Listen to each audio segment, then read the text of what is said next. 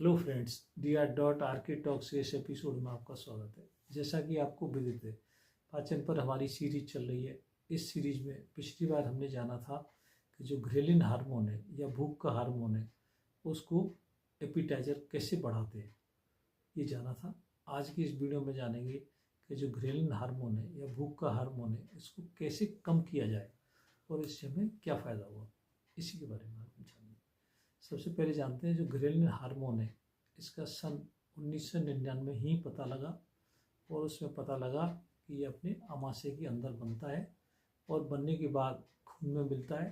फिर वो अपने दिमाग के हाइपोथैलेमस में आर्क्वेट न्यूक्लियस होता है, उस पर जाके ये असर करता है। उसके असर से हमें भूख का एहसास होता है। अपन जान रहे हैं कि मान लो जैसे अपन खाना खाना है अपन को, तो खाना खाने से पहले इसका लेवल बढ़ जाता है और खाना जैसे ही पूरा हो जाता है तो धीरे धीरे इसका लेवल कम होने लगता है। अपन सबसे पहले जानते हैं कि ग्रेलिन हार्मोन है वो अपने शरीर के अंदर क्या काम करता है। तो सबसे पहले इसका काम है, अपन ने जान ही लिया था कि सबसे पहला काम है भूख बढ़ाना। दूसरा काम है अपने शरीर में फैट को भी बढ़ाना। तीसरा इसका काम है पिट्यूटरी जो ग्लैंड होती है दिमाग के अंदर, उसमें से ग्रोथ हार्मोन है उसका सीक्रेशन बढ़ाना।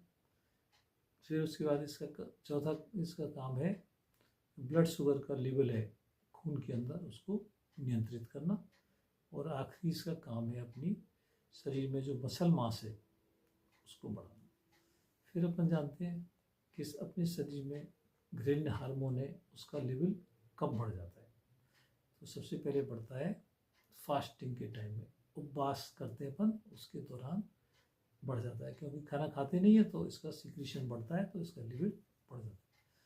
दूसरी परेशानी जब होती है कि अपन चिंताग्रस्त होते हैं या दिमाग में कोई टेंशन होता है या डिप्रेशन होता है तो इसका लेवल बढ़ जाता है। तीसरी परेशानी होती है जब H. पाइलोराई नाम का इन्फेक्शन शरीर के अंदर या पेट के अंदर हो जाए, फिर क्रोनिक गैस्ट्राइटिस हो जाए या सीलिएक नाम की बीमारी हो जाए, तब इसका लेवल बढ़ जाता है। अपन ये जान रहे हैं कि मान लो ग्रेलिन लेवल है बढ़ गया तो हमें कौन सी कंडीशन में हमें फ़ायदा मिलेगा। मान लो इस लेवल को अपन कम करते हैं तो कौन सी कंडीशन में फ़ायदा मिलेगा। तो सबसे पहला है ओबेसिटी या मोटापा।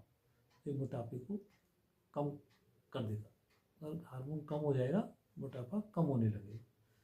इसी तरह डायबिटीज़ की मान लो बीमारी है किसी को, तो ब्लड के शुगर का लेवल है वो भी कम होने लगेगा। फिर मेटाबॉलिक सिंड्रोम है, उसमें भी फ़ायदा होगा।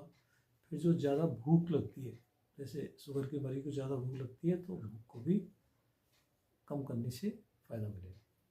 फिर अपन जानते हैं मान लो अपन कैसे ठीक कर सकते हैं, ग्रेलिन हार्मोन बढ़ा हुआ है या उसको अपन को ठीक करना है तो कैसे ठीक होगा। तो इसके दो ही तरीके हैं, या तो एक प्राकृतिक रूप से है, दूसरा है दवाई या ऑपरेशन से। आज के इस वीडियो पर जानेंगे प्राकृतिक रूप से हम कैसे कम कर सकते हैं ग्रेलिन हार्मोन के लेवल को।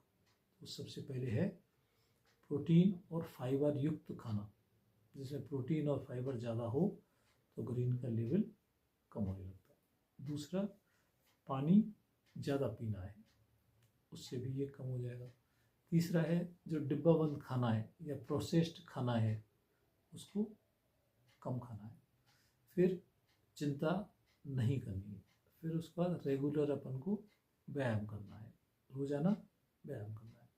फिर उसके बाद में चाय या कॉफ़ी है उसकी मात्रा कम करनी है।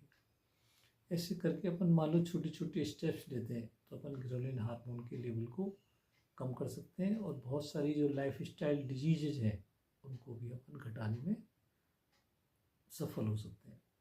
ऐसा करके आज अपन ने इसके बारे में जाना है। अगले वीडियो में अपन जानेंगे कि दवाइयों से और ऑपरेशन से कैसे कम हो सकता है, इसके बारे में अगले वीडियो में जानेंगे। Thank you very much. Channel को लाइक करें, कमेंट करें, शेयर करें, सब्सक्राइब